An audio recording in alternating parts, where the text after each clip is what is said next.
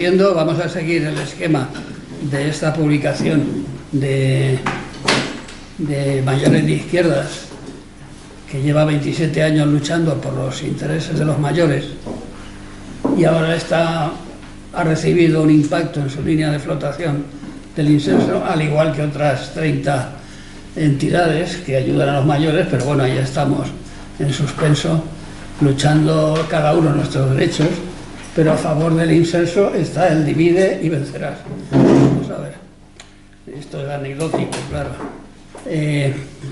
Lo que tenéis es quizás uno de los pocos resúmenes, bueno, tan resumido es el único.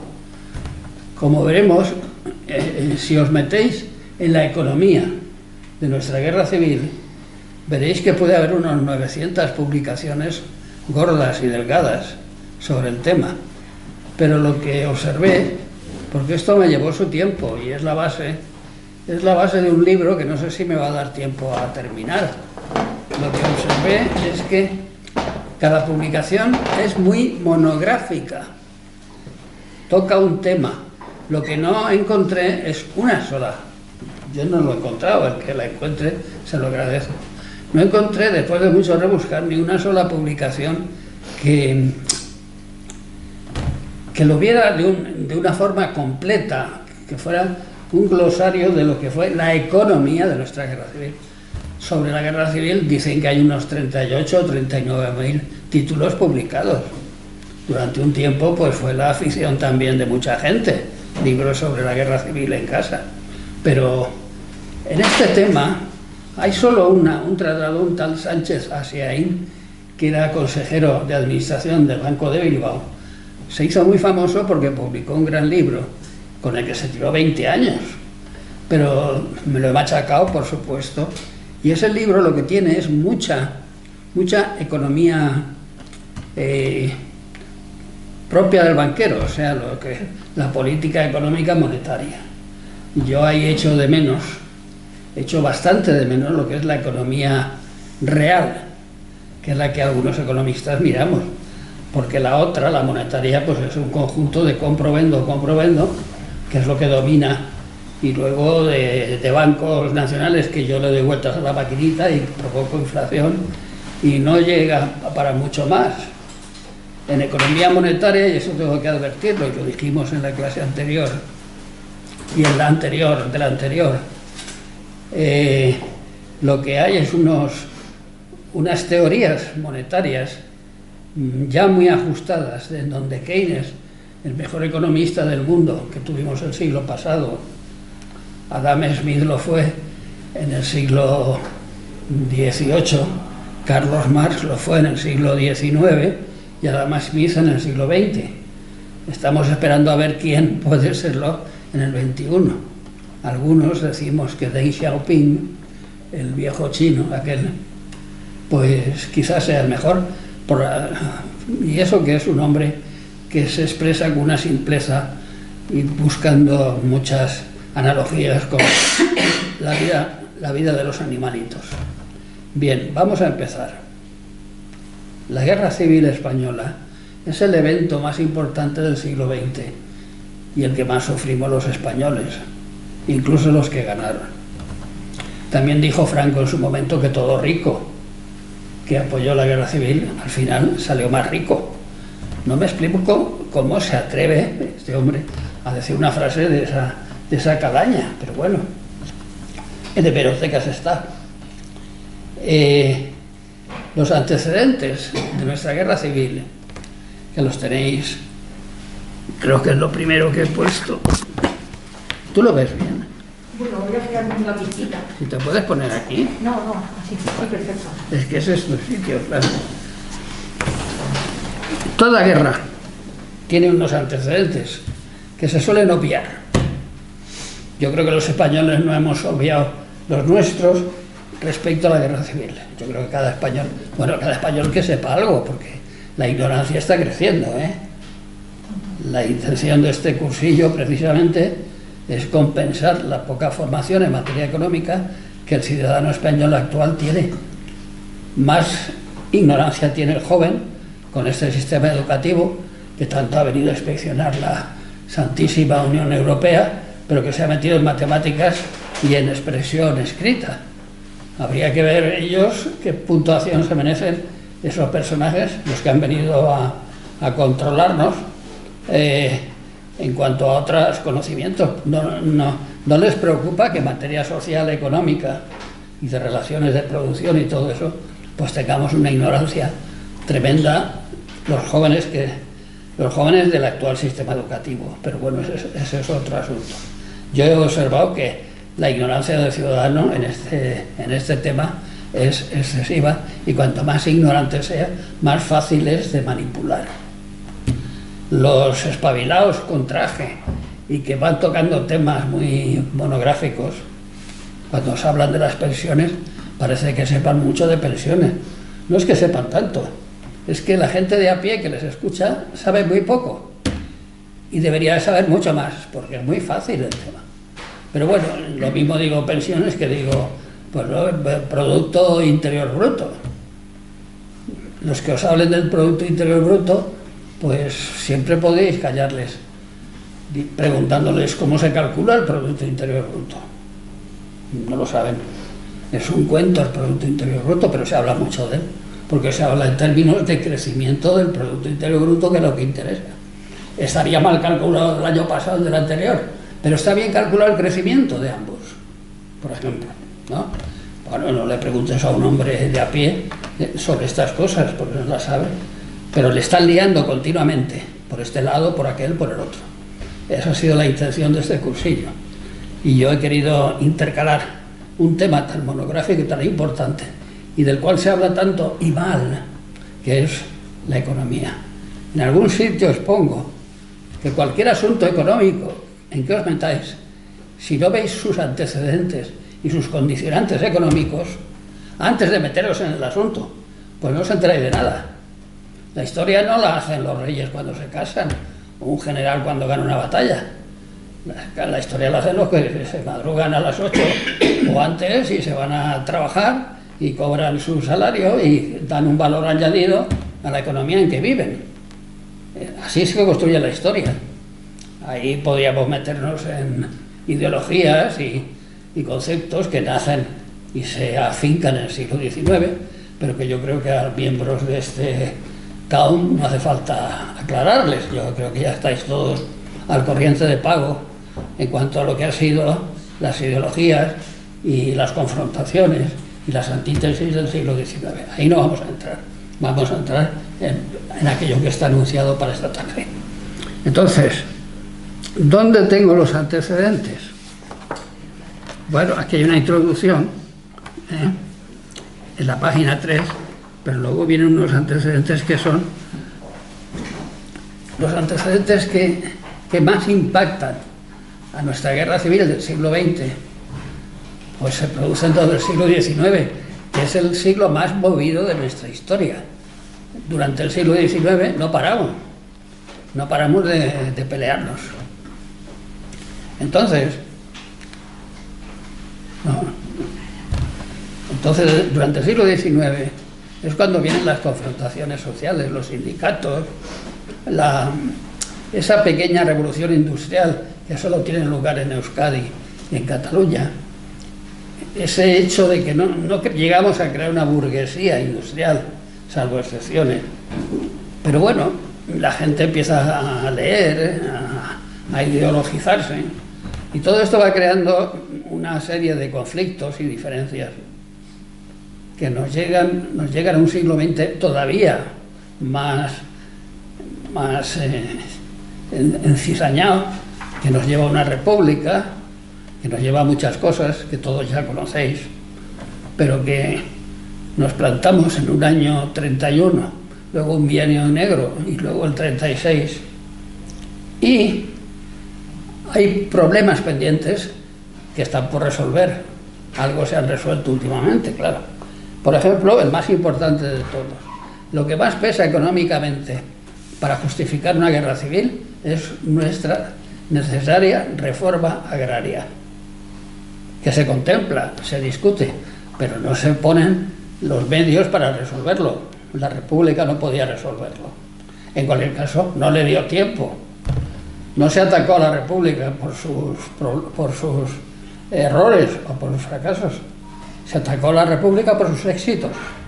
Si la República no hubiese amenazado con éxitos, no habría habido sublevación. Eso ya lo sabemos. En fin, había mucho que decir si queremos comparar lo que fue un bando y otro bando, cosa que en algún momento, siempre que yo vea que nos da tiempo, pues lo leeré. Ahora, en la parte que tenéis en las páginas 4, 5 de esta revista, ahí salen a relucir los antecedentes de nuestra guerra civil. Una desigualdad social tremenda, una derecha que siempre exagera su temor a unas reformas que son imprescindibles para ponernos al día, pero al ver que sus privilegios se fuman, pues claro, pasa de la estrategia electoral, lo cual no es nada nuevo, ¿no?, a la estrategia del golpe de Estado. Entonces, luego hay un trocito muy interesante de las principales batallas. Todas las batallas que ocurren durante nuestra guerra civil las tenéis en la página 8, 9 y 10. Bueno, esto empieza con una sublevación militar que empieza apareciendo el último pronunciamiento del siglo XIX. El golpe militar fracasa. En las zonas más industriales, más pobladas, más ricas, la República se impone, resiste. Entonces, yo tengo aquí, por algún lado, alguien que dice que Franco, a ver si lo pillo, Franco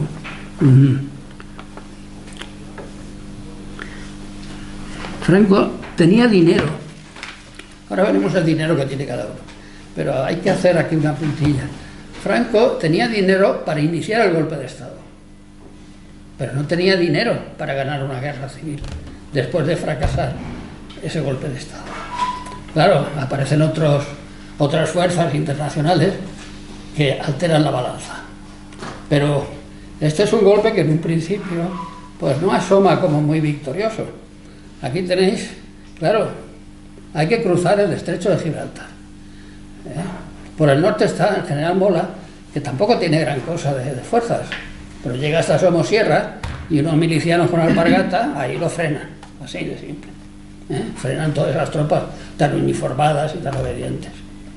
Pero claro, hay un Franquito debajo, que ya se le ha visto el plumero en Asturias matando mineros, que tiene lo mejor no solo del ejército español, posiblemente no hubiera en todo el mundo tropas tan entrenadas como ese conjunto de legionarios y de regulares, de moros, que no habían hecho otra cosa que pelear en los últimos 10, 15, 20 años. Entonces los tiene, pero no puede cruzar el estrecho. No lo puede cruzar porque los barcos que tenían que ayudarle a cruzar el estrecho, pues la marinería ha cogido, ha tirado por la borda a los jefes. Tampoco sabe muy bien cómo manejar esos barcos, lo acaba aprendiendo a los meses, pero Franco no obtiene con qué cruzar el estrecho. Cualquier barquito que meta no es como las pateras de ahora, vamos, es que se lo cargan enseguida. Entonces, ¿qué pasa?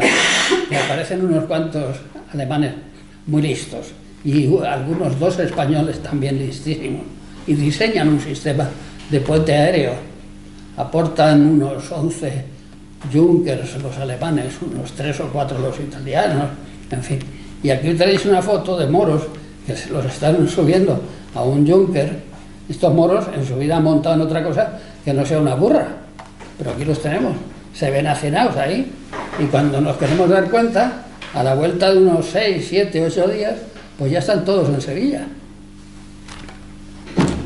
Nadie se lo creía, ¿eh? Yo he leído un acta de la agrupación socialista de La Habana diciendo que son mentiras fascistas, eso de que Franco está en Sevilla, porque él no puede haber cruzado el estrecho. porque no tienen el barco tal y el cual han sido tomados por la marinería y no puede, es mentira todo eso. Bueno, no era mentira precisamente. Entonces, tiene una facilidad Franco tremenda. Primero ejecuta todo lo que puede por la zona de Sevilla y tal, por la vía de la Plata, subir paralelo a la frontera de Portugal hasta Badajoz. Ahí lo tienes pan comido, cada pueblo.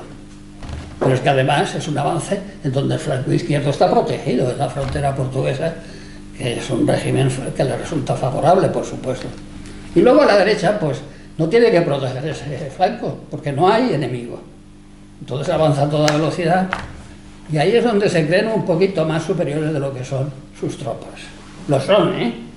Son superiores a todo lo que hay en el bando republicano, pero no tanto, hasta que llegan a Madrid.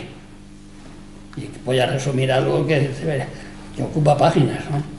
Atacan, el ataque frontal, donde habría mucho que hablar, es por la puerta de Batán de la Casa de Campo. Por una casualidad, el bando republicano pues está enterado por su sistema de información de los planes de Franco, que los tiene en manos del general Varela. Entonces no consiguen entrar por ahí. Fracasan el ataque frontal por la Casa de Campo. Oeste. Bueno, pues vamos a intentarlo por el norte. Batalla de la carretera de La Coruña. La gran matanza es en Boadilla del Monte, donde tenemos referencias tremendas de lo que es, cómo ahí ya se empieza a hacer la guerra. Entonces, también fracasa. El norte, pues no se puede. Por el norte no podemos. Pues luego lo intentan más por el sur. Batalla del Jarama. Ahí ya empieza a notarse el único regimiento disciplinado, el del Partido Comunista, que ya empieza a constituir el Ejército Popular de la República. Pero ahí ya están los alemanes con su artillería, atención, y algo de aviación, pero fracasan. Luego vienen los veteranos, los italianos tan petulantes, tan bien vestidos, tan guapitos todos, que vienen por el este, porque vienen de Málaga. En Málaga lo han tenido muy fácil. Han penetrado hasta aquí, el general Moscaro ya está liberado, se junta con ellos y fracasan. Pero fracasan ya ante un ejército popular de la República. Fracasan ya ante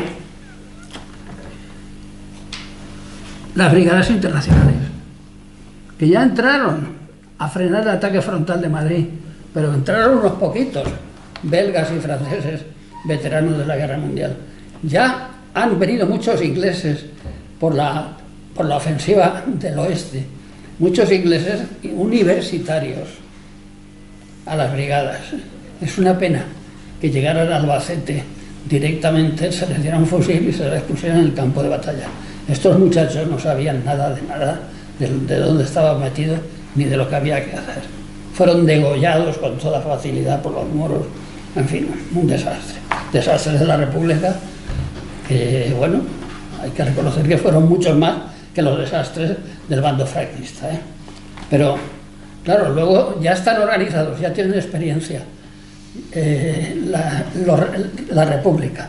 Y ya está creado el Ejército Popular de la República en Guadalajara, con brigadas internacionales, con Lister, con el Campesino, con todo lo que es un quinto regimiento, que es el que desde el principio al final de la guerra mantiene su disciplina. Y luego todo lo que son las levas que se han hecho por allá donde se ha podido, claro. Y brigadas internacionales, repito. Bueno, pues los italianos hacen el ridículo. Tan señoritos ellos, y entonces ha fracasado ya Franco por los 4 puntos cardinales. ¿Y qué va a hacer?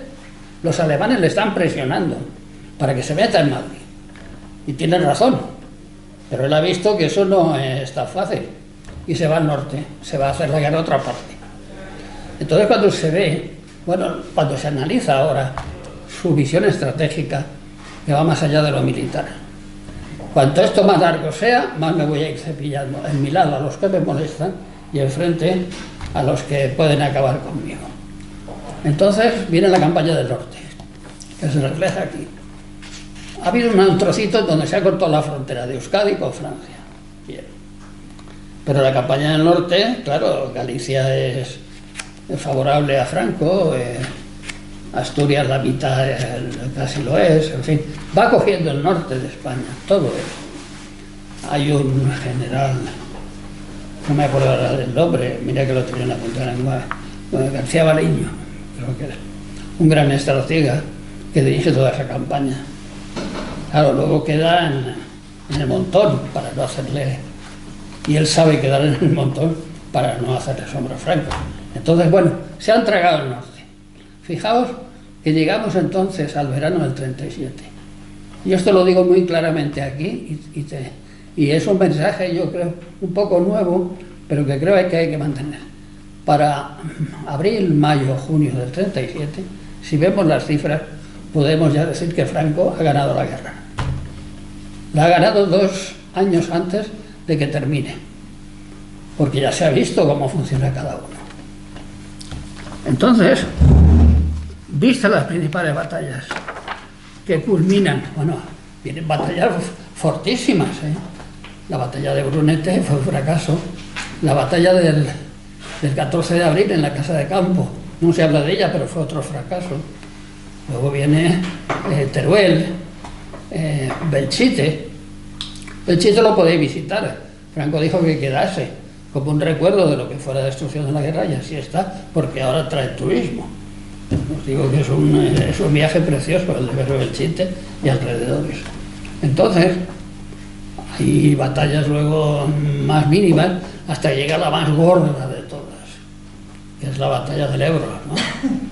La batalla del Ebro, que se hace para distraer las tropas franquistas, que no se metan por Valencia y corten otra vez más, como se cortó en Vinaroz el bando republicano, pues es el gran fracaso. Ahí es donde se demuestra, claro, el apoyo alemán es determinante. En el mundo no había una división aérea tan perfeccionada y experimentada como la Legión Cóndor, por su material y por la preparación de sus recursos humanos y por su creencia en el éxito, ¿eh? Son 3 factores ahí que hacen de la Legión Cóndor pues la organización aérea más peligrosa del mundo. La República manda a chavales a donde era, a una zona de Odessa, que no es Odessa, es por ahí, y se le cobraban 300.000 euros. Los soviéticos le cobraban 300.000 euros por cada chaval, que después de unos meses venía y era un piloto, pero era un piloto bisoño, o sea, no tenía experiencia de combate.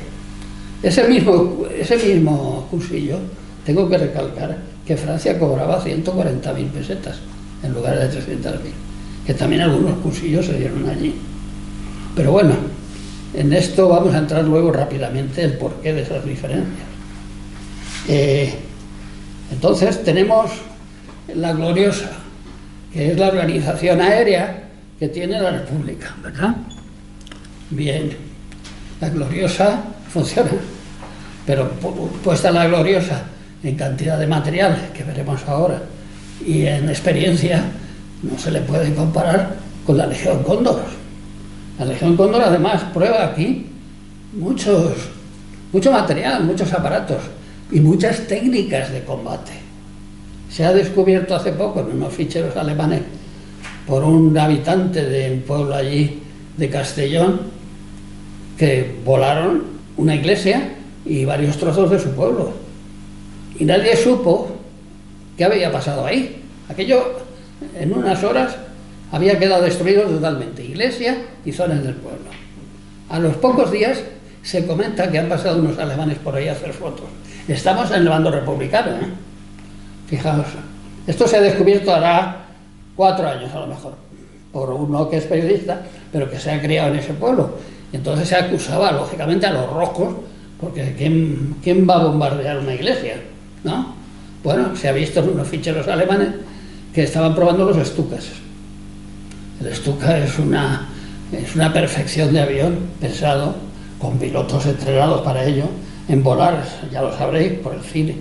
en vertical, soltar el material explosivo y poder remontar, hacer ese vuelo rasante y remontar mejor que cualquier avión, con lo cual puede soltar sus explosivos mucho más cerca del objetivo que ningún avión. Esa es la gracia que tiene de Stuka. Pues ahí, en ese Castellón, en ese pueblo de Castellón, se probó, lo cual se ha descubierto ahora, ¿no? Pero también se probaron, Guernica fue más que un castigo o una acción militar, fue un experimento. Tú primero bombardeas así, luego bombardeas así, primero tiras ese tipo de bombas, o la otra, y se prueba, tomas nota de las cosas. Y claro, la Legión Cóndor se llevó también mucho conocimiento a aplicar después en la que vino. En fin, tenemos ya vistas las principales batallas. Y quiero ver qué tengo ahí. El frente diplomático. Es muy importante. Que se pierde. La República lo pierde. Aparece un comité de no intervención que lo que hace es intervenir a favor del fascismo mirando para otro lado. Entonces, ese frente diplomático nos quedan algunos pocos países. El más emblemático es México, de países de toda la vida. Y también la Unión Soviética, por las razones de lo que es la política internacional del momento. Pero en ese frente diplomático, al otro lado, está Italia y Alemania, que pesan mucho en el mundo, y sobre todo en Europa. Entonces, el frente diplomático está yo creo que está bastante resumido también en la revista. El frente diplomático nos es hostil. Decide el Comité de la Intervención que no se pueden enviar armas a España, así, y que la frontera entre Francia y España que está cerrada. No sé por qué, pero bueno, está cerrada. Entonces, ¿qué pasa con todo esto? A Franco esto no le afecta. Franco importa todo el material que quiere y ya está. Claro, este frente diplomático genera organizaciones distintas también. Las relaciones con el exterior y cómo reaccionan los pueblos de España frente al golpe de Estado generan distintas organizaciones. He de advertir que una de las razones en nuestra historia por las que tenemos que estar orgullosos, no solo los comuneros de Castilla, o la Vicalvarada, o Riego, ¿no? Es que si bien el fascismo las potencias fascistas lograron tragarse países europeos en 15 días, en España tardaron 3 años. Y no tardaron 3 años por su torpeza, tardaron 3 años por la reacción del pueblo español. El pueblo español, nada más empezar el golpe, si vamos zona por zona, ahí lo tenemos. Los que primero reaccionan, y me sorprende porque los españoles tardamos en hacer las cosas, pues al día siguiente casi estaba hecho. Cataluña, Barcelona, sus organizaciones políticas e industriales enseguida se ponen en marcha, empiezan a expropiar. En las industrias más medias no expropian a nadie, pero los poderes de la República, tanto sindicalistas sobre todo, como anarcosindicalistas, pero respetando el gobierno de la Republicana de Cataluña, la RC, ¿no? Que es la que estaba en el gobierno y es respetada por estos movimientos, pues se hacen con el poder inmediatamente y lo empiezan a aplicar. Y claro, el golpe de Estado allí es un fracaso absoluto, vamos, nadie se lo puede hacer. Hasta la Guardia Civil, que estaba en Cataluña, está defendiendo a la República. Euskadi lo deja todo como estaba, económicamente, pero a favor de la República, que es donde tiene su oportunidad. Lo deja todo como estaba porque, por ejemplo, es importante decirlo, no expropia una sola empresa. Todo su aparato productivo y comercial está en manos privadas. Y así siguen. Pero claro, los partidos, sobre todo los independentistas y todo lo que son las organizaciones sindicales socialistas, etcétera, etcétera, pues hacen de Euskadi pues un caramelo para la República también. Valencia, en Valencia no hay dudas. Valencia no necesita reforma agraria, ya la tiene hecha desde los moriscos, ¿no? Entonces, Valencia también se está del lado de la República, así como Murcia, no te digo Asturias, ¿eh? En fin, hay zonas de España que reaccionan, las más importantes, las más productivas, las que más se ganan el pan, pero que tienen problemas de relaciones de producción, lógicamente, en un sistema capitalista, los tienen ahí planteados, pero los van a resolver. Entonces, quiero remarcar aquí esta cordillerita, que yo creo que es muy gráfica. Yo la digo verbalmente, pero hoy por primera vez en mi vida la he pintado. Si vemos el bando republicano y lo comparamos con el bando nacional, que son distintos, vemos que aquí podemos tener Cataluña. Pero Cataluña, a lo militar, tiene una estructura de mando propia. Bueno, está Durruti, recuerda lo que ha sido Durruti, lo que ha sido el Frente de Aragón, lo que ha sido todo eso, van a su aire, pero fieles a los principios republicanos. Madrid es la que más pesa dentro de la República. ¿Por qué pesa más? Porque esto es el oro de Moscú, así llamado. Esto es las 740 toneladas de oro en el Banco de España. Luego hablaremos un poquito de ello. Esto puede ser Euskadi, esto Asturias, esto Valencia, en fin. Pero como veis, es un conjunto, es una cordillera de mandos que no necesariamente se coordinan entre sí. O sea, una operación militar que coja más de una zona no se coordina, se decide por el mando. ¿Qué ocurre con el sagrado movimiento nacional y todo lo que viene? Pues que funciona de maravilla. Hay un solo mando, que sabemos el personaje que lo mandaba, y que ahí no hace falta meterse en líos de coordinación. Ya la cosa de antemano está coordinada. Tan coordinada que la organización militar del bando golpista pues no tiene que cambiar ideas, conceptos, nada, para funcionar como le corresponde a una organización militar. Y esa es una tremenda ventaja que, a mi modo de ver, para una guerra. Tú para una guerra tienes que tener una economía de guerra, cosa que lo tuvo en principio la República. En algunos casos pues se organizaron las cosas para la guerra. Pero la parte nacional, que enseguida buscó un jefe único en octubre del 36, nada menos, que la manejaba toda, un jefe único supervisado por los alemanes, que era su preferido, lógicamente, y que también hizo una trampa esa noche que le tenían que firmar a la mañana siguiente jefe del gobierno. Él cambió la palabrita con la ayuda de Kinderán y puso jefe de Estado, con sus altas narices, así. Y de la noche a la mañana, porque nadie se atrevió a decir ni pío antes del documento. Y a partir de ahí, pues, caudillo de España y jefe del Estado por la gracia de Dios, que ahí sí que tuvo gracia. En fin, hay mucho que ver cuando comparamos lo que es una organización con la otra. Se movilizó enseguida quien podía tener en el bando nacional un anillo de compromiso. Lo echaron al montón.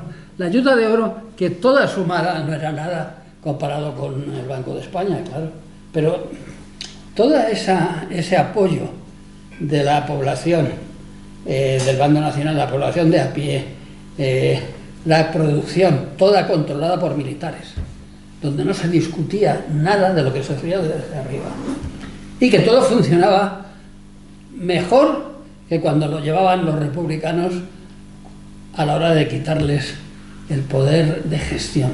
Por ejemplo, la fábrica de Trubia, en Asturias, que fabricaba el obús famoso, ese obús de diseño español, que no me acuerdo el nombre, uno feucho así.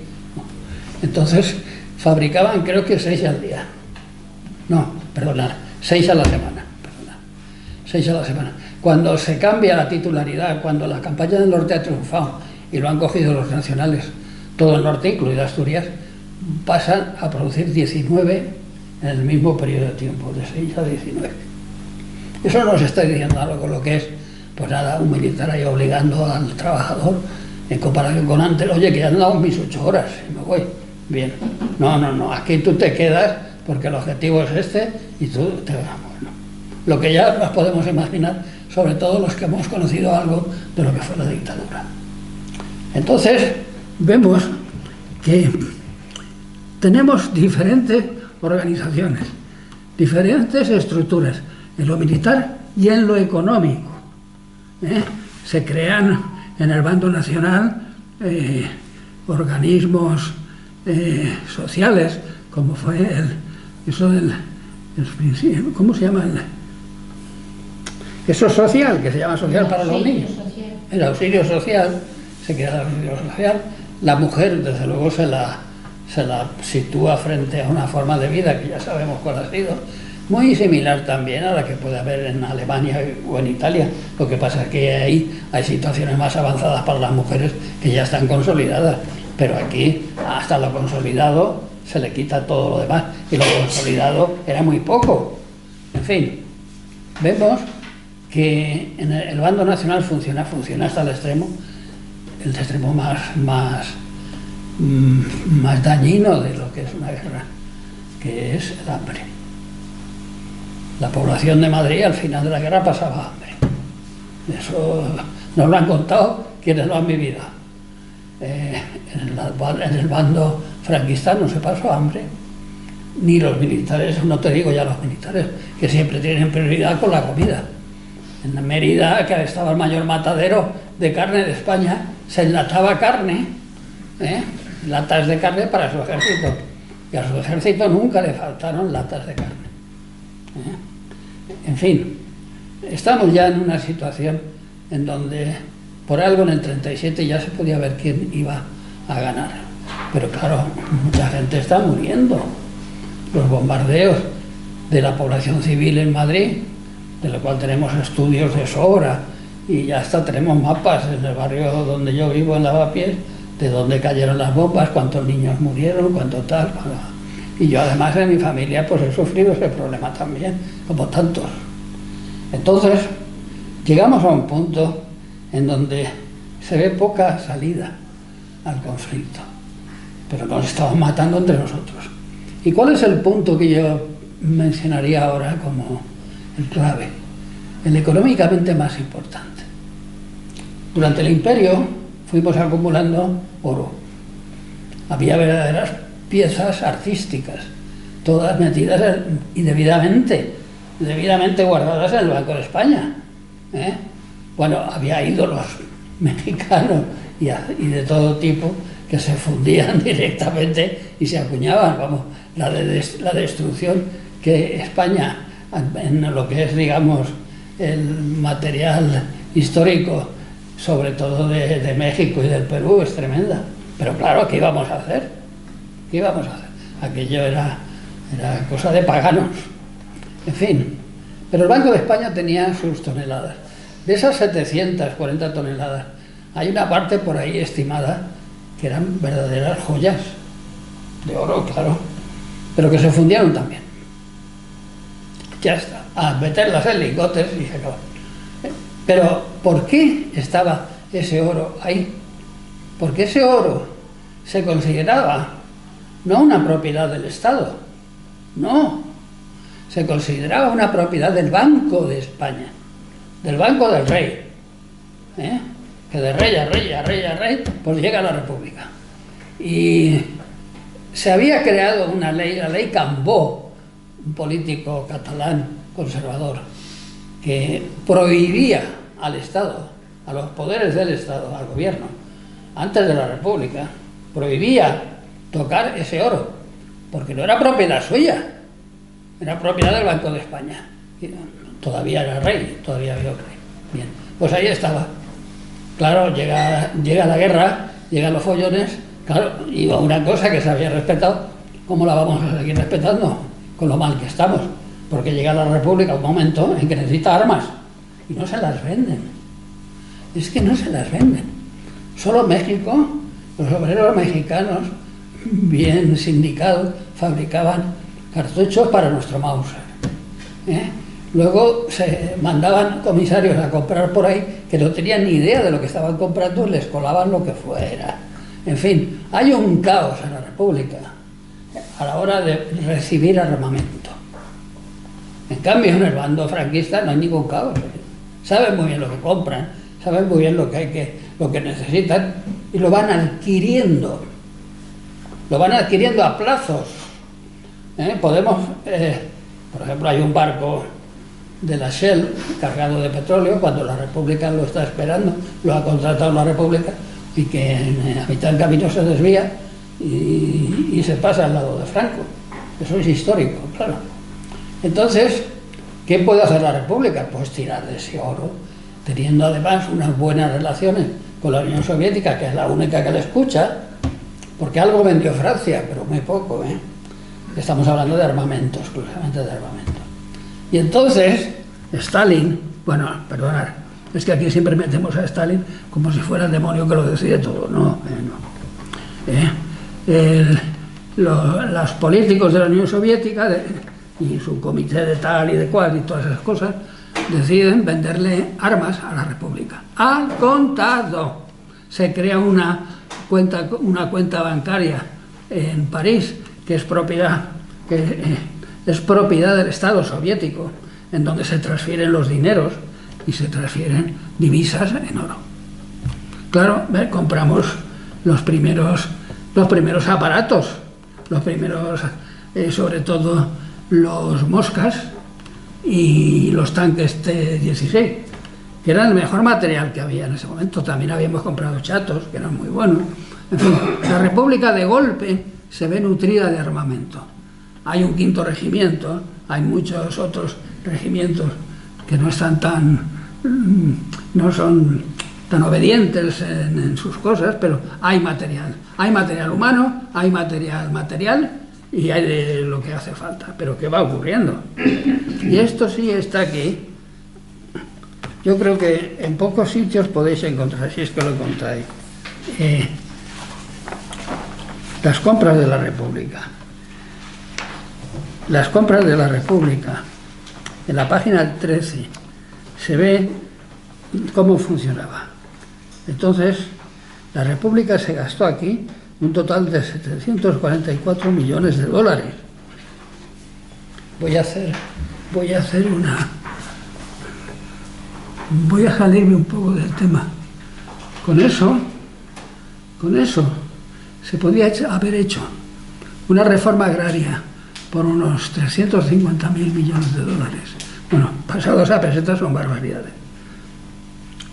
Una reforma educativa y otra sanitaria, simplemente tirando del oro que se estaba pudriendo en el Banco de España. ¿Qué pasó? Que se le quitó tierras a los primeros que se les pudo quitar, según la organización sindicalista del lugar, sin indemnizarles. Con este dinero creas una banca pública que financia las expropiaciones, les llenan los bolsillos a todos los propietarios españoles, les das la posibilidad de que ese dinero lo metan en este banco y les dé un rédito. Con ese dinero les compras material, importas material para los agricultores que se han hecho con esas tierras, a las cuales se las has regalado y las has escriturado y tal y cual, y con ese dinero pues has hecho una reforma agraria que te sale gratis. De la otra forma, la República nunca habría sido capaz de una reforma agraria sin una revolución social. O sea que aquí algo, bueno, pues aquí ya me he metido en lo que es política ficción, de nuevo, pero que es verosímil.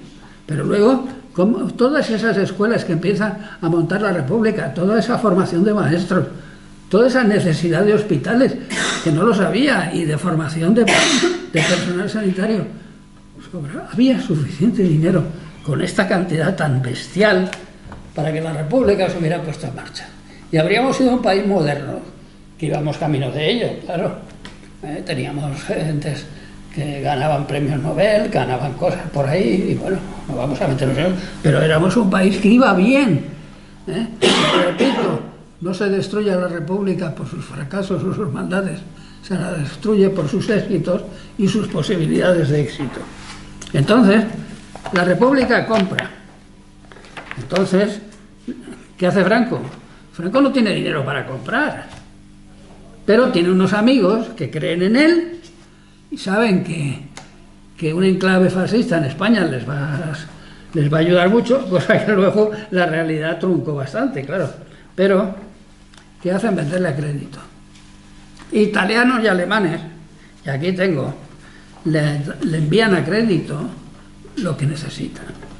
Pero también le envían gente, por ejemplo, marroquíes, 76.400. Todos ellos mercenarios pagados por los fondos que tenía el bando nacional. Atención, esto era una organización perfecta de pagarles a ellos aquí, de darles algunas cosas en especie, como pan, té y alguna cosita más, pero también les pagaban a sus familiares en Marruecos, según los muchos que fueran, ¿eh? Esta organización habría que sacarla un poco a relucir, porque es respetable lo bien que lo hicieron los nacionales, en este caso. Luego, italianos, 74.000.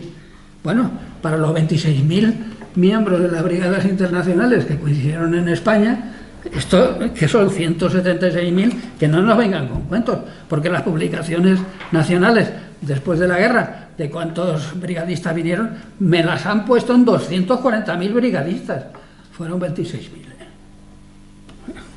Entonces, las ayudas a Franco es que además eran a crédito. ¿Qué ocurre con las ayudas a crédito? Que Franco las pagó.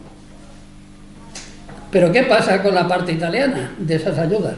Los italianos se olvidaron de poner en los documentos de préstamo liras constantes. Entonces se convirtieron en liras corrientes. Y con la tremenda inflación que hubo en Italia después de la guerra, esto no fue nada. Franco pagó a Italia todo lo que le debía y le salió muy barato. En cambio los alemanes, que para eso eran alemanes, habían puesto marcos constantes. Pero también lo pagó Franco.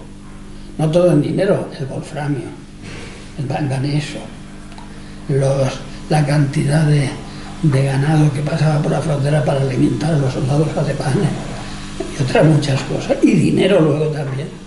Franco pagó en especies y en dinero, lo pagó, vamos, religiosamente, todo lo que les debía, hasta aproximadamente finales de los años 50, lo cual fue otro de las rémoras de nuestra recuperación económica durante la posguerra, que fueron muchas, ¿eh?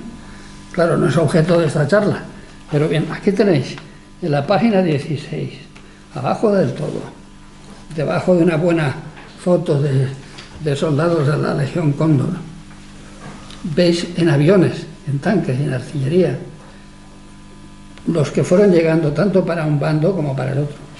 Es curioso ver que en la primera columna, en agosto del 36, llegan 81 aviones franquistas.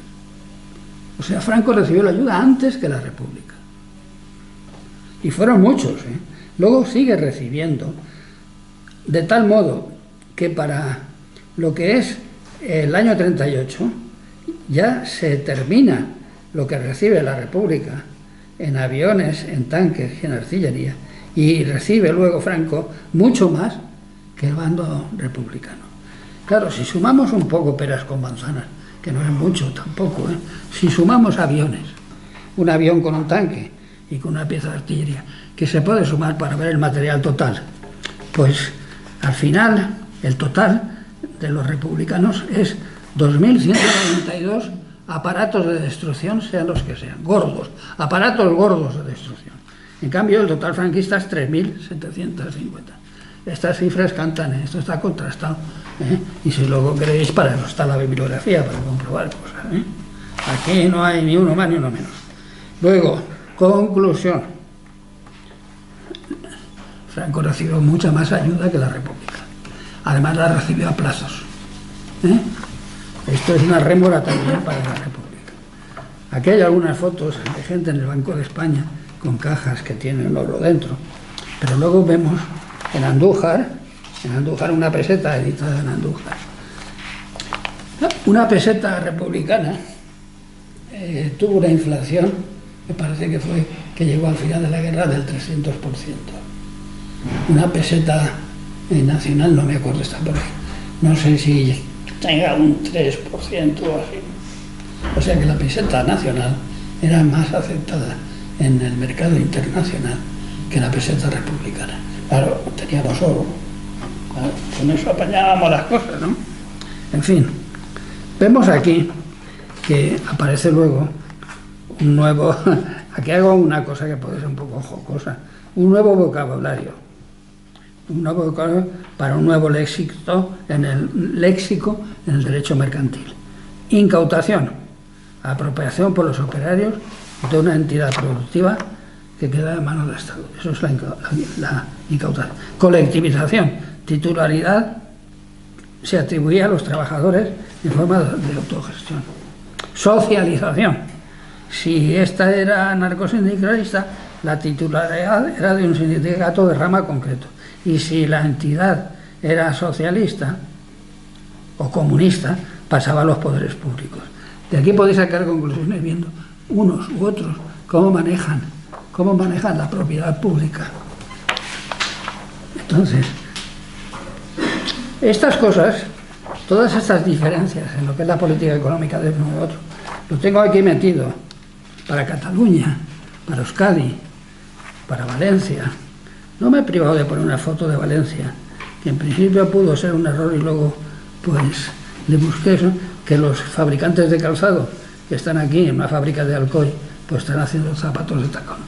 Con lo cual estoy diciendo que también había que divertirse, y facilitar a la gente que quería divertirse su buen calzado. Entonces, tenemos aquí una política económica franquista totalmente distinta a la política económica de la República. Entonces, pasaríamos a una zona de conclusiones de todo lo que he dicho. Yo recomiendo la lectura tranquila porque no es mucho lo que hay que tragar. Y si os da una visión suficientemente global y completa de lo que fue la economía de ese evento tan importante. Entonces, bueno, vista la guerra en su aspecto económico, sin obviar otros aspectos fundamentales, ojo, que son los diplomáticos, los aspectos sobre todo militares, incluso aspectos tecnológicos, en fin, hay muchos aspectos que no hay que obviar. ¿Por qué ganó uno en lugar de otro? Pues sería un atrevimiento innecesario y ya está presente en suficientes escritos. ¿Por qué ganó uno u otro? Entonces fuimos el único pueblo de Europa, lo repito, que resistió durante 3 años la agresión fascista. Eso es algo. La miseria humana y económica que aquello nos trajo, pues no se puede valorar económicamente. ¿Qué valor le das a un muerto? ¿Cuánto vale un muerto? No. Lo mismo da el dolor que crea alrededor, lo mismo da su clase social que su formación cultural. Pero es que luego la represión continuó. La represión no frenó. Y todas las oligarquías, además, terratenientes, industriales, financieras y eclesiásticas, recuperaron sus privilegios y los aumentaron. Entonces, bien, veo aquí que el mayor desastre humano y económico jamás sufrido por Europa, por España.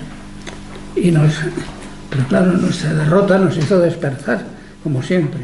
Esto es muy fácil de decir. Pero el franquismo tuvo un control absoluto de la cultura y de los medios de comunicación. Entonces, mete una frase precisamente de Simón Bolívar, que leemos muy poco, pero que dice sus cosas también. Por la ignorancia nos han dominado, más que por la fuerza. Pues es verdad, pero no creo que nos hayan dominado por la ignorancia, nos siguen dominando por la ignorancia. Y ahí en eso. Entonces vino la música de la transición y una nueva forma de poder. Y bueno, y todo lo que ya sabéis. Pero sobre todo termino con una frase que me gusta mucho de Emiliano Zapata, del cual no hay duda de su entereza y ética como revolucionario. El que quiera ser águila, que vuele, y el que quiera ser gusano, que se arrastre, pero que no se queje cuando le pisen. Muchas gracias.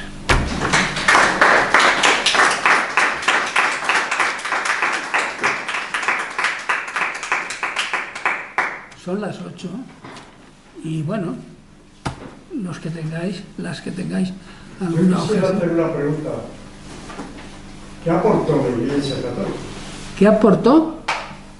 La Iglesia Católica. Pues protegió un retroceso social, a mi modo de ver, ¿eh? Recolocó a la mujer en su sitio, según ellos. Se apoderó de del sistema educativo español, a su favor también económico, no solo a su favor celestial, sino también a su favor. Yo decía económicamente. Económicamente, pues mira, es lo que estaba últimamente diciendo. Si tú tienes el monopolio de la educación, pues eso no lo das gratis, ¿eh? Había trozos gratis, pero todo lo demás eran colegios de pago, ¿eh? También en algunas universidades incondientes, ¿no? Pero luego hubo muchas publicaciones, muchos medios de información, muchas cosas que se las tragó la Iglesia. O sea que la Iglesia fue un estamento muy beneficiado por el resultado de la guerra civil. ¿Cómo habría quedado si no hubiera habido guerra civil? Pues como la dejó Azaña, ¿eh? Que luego habría venido, estoy seguro, reformas fiscales que habrían dado ingresos a la Iglesia como las tienen ahora. La República habría caído por ahí también, lógicamente.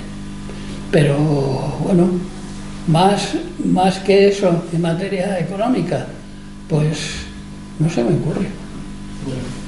No se me ocurre. Ya está bien, ¿eh? Ya está bien.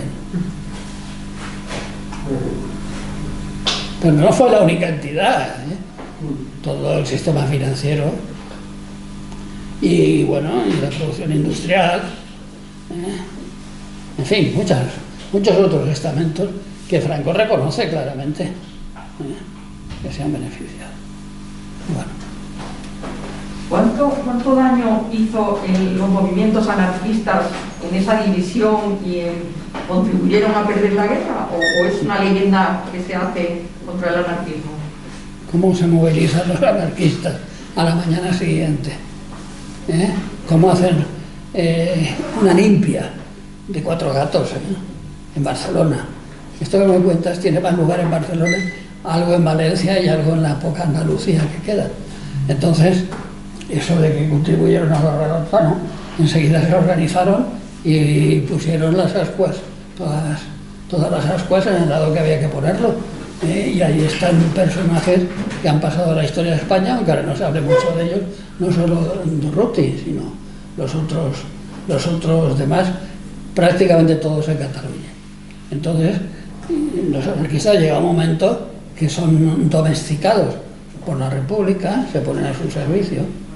Lo que ocurre es que ahí los que están favoreciendo a la República pues son gente que procede del Quinto Regimiento y claro, esto crea problemas internos, mucho.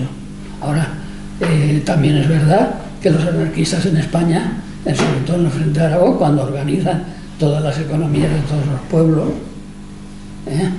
queman los registros de la propiedad, se cepillan al notario y al cura, en fin, todas estas pequeñas cosas que tienen que hacer, pero ponen en marcha un sistema productivo y monetario y un sistema de reparto económico, en el cual han demostrado ante la historia, y presumen de ello, de que el anarquismo funciona, si se le deja funcionar, claro, pero no le dejaron funcionar. Como esa posición anarquista de primero la revolución y luego la guerra, pues los lleva al desastre, y a nosotros también, ¿eh? Entonces, que tengan la culpa, pues yo no me extendería tanto, ¿eh? Hicieron lo que pudieron. Durruti vino hasta Madrid porque ya estaba cambiando su esquema de combate. Lo había cambiado. En esa película, él dice en una reunión junto con Miguel Bosé, bueno, que ya saben cómo él piensa, pero que está dispuesto a hacer toda clase de sacrificios, menos no llegar a la victoria. Entonces viene a Madrid, aquí su gente está haciendo un poco el ridículo, y por un accidente que se ha investigado mucho, y es un accidente, pues se le dispara el naranjero y muere enseguida. Y de la muerte de Durruti pues se derivan cosas que no son positivas tampoco. Ahora, es un ser humano, es un hombre, una persona, un grano no hace el granero.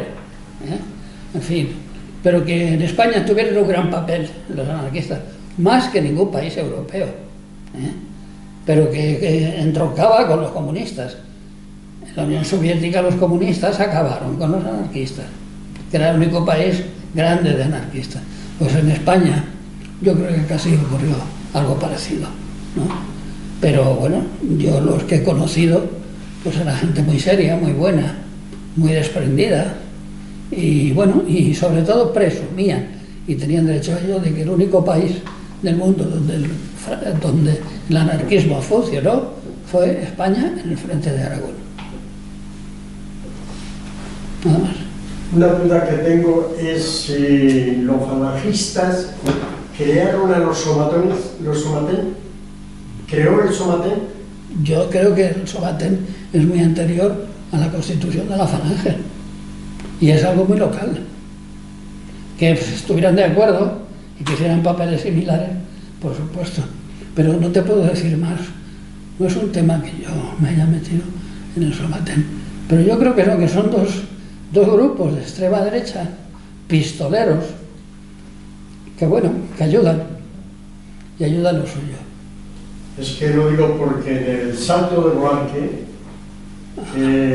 fue un recinto donde se mandaban a republicanos. Una vez terminada la guerra, había que hacer persas, había que hacer subestaciones, había que hacer líneas eléctricas, y la función del Somatén era ir a por el maquis, porque bueno, existía el maquis. ¿En qué zona me estás diciendo? Pero cuando cogieron a varios, la formación falangista les salvó al Somatén.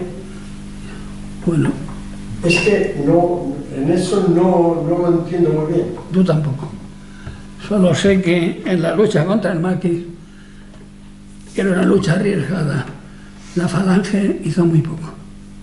Fue la Guardia Civil la que se lo tragó, y bien tragado, Porque claro, el maquis no era un ejército, eran unos bandidos, y eso no se podía combatir con un ejército, tenía que combatirse con la Guardia Civil, algo muy calculado por Franco, pero que fracasó también porque hubo que meter al final ejército en el combate contra el maquis. En fin, eso es todo lo que te puedo decir.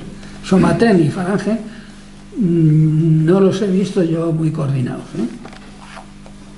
Están de acuerdo entre ellos en lo que hay que hacer y contra quién están, pero nada. ¿Sí, Carlos? Perdona, trato de contestar a Miguel. El Somatén es un cuerpo parapolicial bastante más veterano que la Falange. Sí, es decir, era, digamos, un complemento. Es decir, en el siglo XIX se crea en los años 30 la Guardia Civil. Pero bueno, evidentemente la Guardia Civil no podía tener un despliegue tan capital. Entonces, en ciertas zonas de España, por ejemplo, en Cataluña sobre todo, se crea el Somatén. Parece ser que etimológicamente Vicente, con PRSM, Somatén quiere decir estamos atentos. Es decir, es un cuerpo parapolicial, por supuesto, integrado por lo que entonces llamaban gentes de orden. O sea, yo le entendía como no, es anterior. Es muy anterior. Por ejemplo, tiene, digamos, un renacimiento en la época de Primo de Rivera. Yo, por supuesto, a Falange. Entonces, era un cuerpo parapolicial, armado, subordinado teóricamente a las fuerzas de orden público, pero integrado por gente de orden, es decir, propietarios.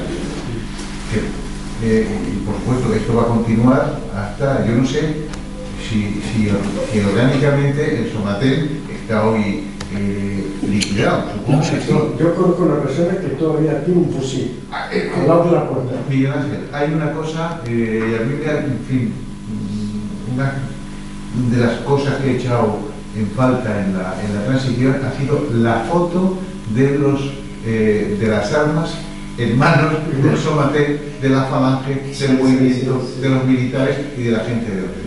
Es decir, acordaos, no sé si alguien lo ha visto, pero aquí jamás hemos visto, oiga, que tienen que entregar las armas. El desarme de la gente de orden, que llaman, no se ha producido. ¿Cuántas pistolas, cuántos fusiles y algo más están en manos y hoy de sus hijos? Porque no los han entregado. O sea, sería curioso que la intervención de armas de la Guardia Civil publicara alguna estadística sobre las armas que han recibido del año 75 hasta nuestros días. Desde luego, fotos de los montones de pistolones no lo hemos visto. Pero vamos, fíjate, sí es una actividad anterior y era, pues eso, de la gente de los caciques, para entendernos. Sí, de los terratenientes. Y por supuesto los añadidos, es decir, come mierdas, como diría Cuba, con tal de hacer méritos, pues bueno, yo soy alguien de orden y me apunto al Somaté y tengo derecho a llevar el pistolón. Claro, ahí estoy. Carlos, yo creo que eso se entronca también con que no ha habido una depuración ni de las fuerzas militares, ni de los cuerpos represivos de la policía, ni de la judicatura. Entonces, ese es el gran cáncer que tenemos que arrastrarnos desde la transición. Eso es un cáncer que no se ha quitado. Claro. Y de esos lodos... Bueno, otra asignatura pendiente. Otra más de las muchas. Yo también conozco quien tiene en su casa una metralleta de su padre y que pertenecía a ese invento. Y es una metralleta que funciona. Y ahí está. Pero no ha habido nada. No ha habido ninguna disposición, ni crítica, ni se saca nada a relucir sobre eso. Como de ninguna de las muchas cosas que tenía que haber salido. Hay cosas de las que ni se ve hablar. Pero se puede hablar, ¿eh? El tema de las tumbas estuvo muy callado al principio de la transición, ha tardado algunos años en moverse y ahora está en su momento pues, posiblemente álgido, pero bueno, asignaturas pendientes hay muchas. Bueno, pues muchas gracias, señoras y señores. Ana, ¿te da tiempo? ¿Qué fecha tenemos para la próxima? 28 de mayo.